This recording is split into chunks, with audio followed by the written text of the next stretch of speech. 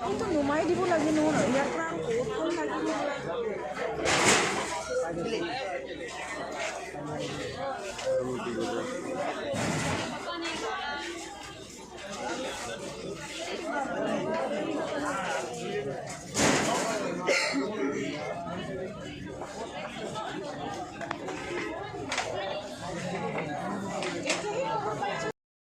আলমতি বজাৰ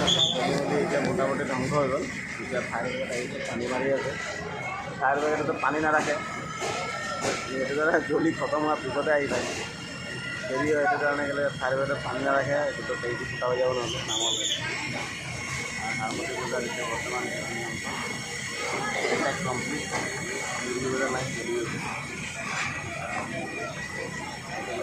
মানে fire brigade আহিছিলে জ্বলিছে খতম কমপ্লিট